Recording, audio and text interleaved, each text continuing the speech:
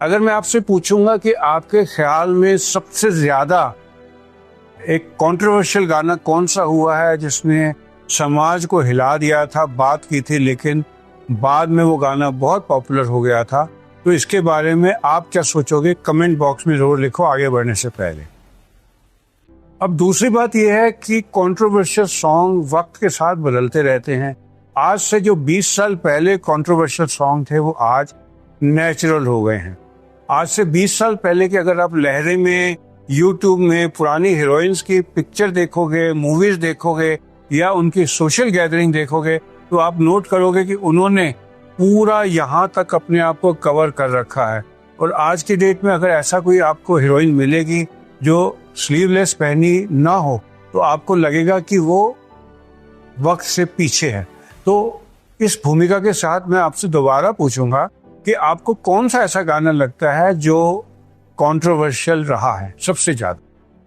मेरे ख्याल से आज से कोई 15-20 साल पहले गाना आया था बॉलीवुड में जो बहुत चला था, चोली के पीछे क्या है। इस गाने का क्या विवाद था पूरे डिटेल में आज में इसमें बात करते हैं।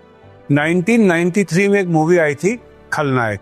अब 2026 चल रहा है, 26 साल और 7 साल मिला लो, मतलब कितने साल हो गए? 35 ईयर्स के करीब पहले ये मूवी आई थी।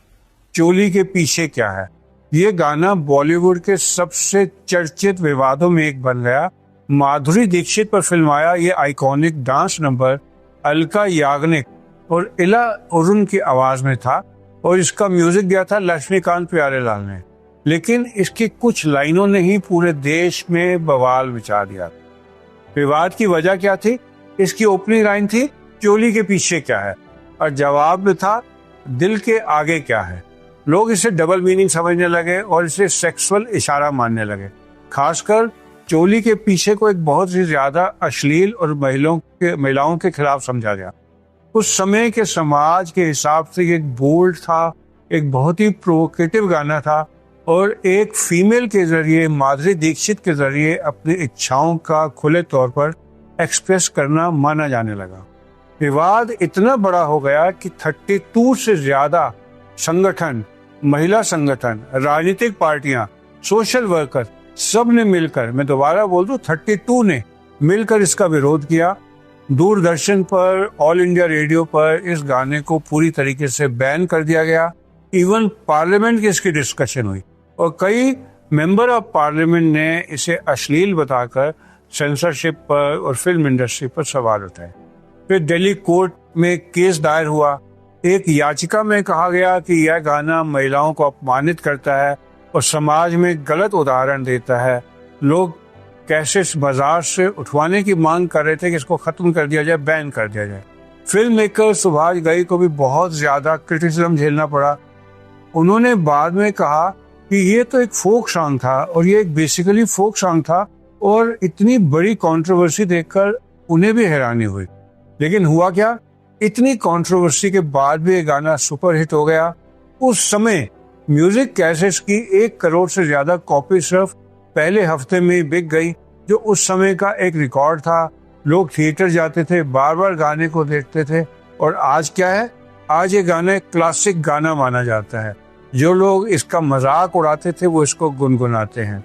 इंटरेस्टिंग फैक्ट गाने में के बारे में बताना चाहूंगा। आनंद बख्शी ने सफाई दी कि इसके बोल बिल्कुल अश्लील नहीं थे, बस लोगों का कंसेप्ट डिफरेंट था और उन्होंने इसे गलत तरीके से समझ लिया था। यह विवाद उस समय की सेंसरशिप पर और मॉरल वैल्यूज की बहस का एक बड़ा एग्जाम्पल बन गया। और इसके बाद इस गाने की नकल मारने के कई गाने आए, जैसे जो मुझे याद आता है, मुन्नी बदनाम हुई, शीला की जवानी। लेकिन चोली के पीछे गाना जो है वो आज तक के गानों में जितने हॉलीवुड में, बॉलीवुड में हुए हैं, उसमें सबसे ज्यादा कंट्रोवर्शियल माना जाता है। कुल मिलाकर एक छोटी सी लाइन, चोली के पीछे क्या है, इसने पूरे देश को हिला दिया था। कोर्ट, संसद तक बात पहुंची थी, बैन लगा था, लेकिन गाना अमर हो गया। क्या आपको लगता है कि आज के टाइम में गाना रिलीज होता तो क्या होता? क्या आपको भी ऐसा कोई पुराना कंट्रोवर्शियल गाना याद आ रहा है? तो कमेंट में जरूर लिखो। मैं जो है मेडिकल टॉपिक्स के साथ थोड़ा सा लाइटर वेन में, थोड़ा बॉलीवुड के गानों पर और ऐसी चीज़ों पर भी वीडियो बनाता रहता हूँ ताकि मेरा यूट्यूब चैनल मोनोटोनस ना हो जाए। तो आप सबका मेरे साथ जुड़ने के लिए धन्यवाद।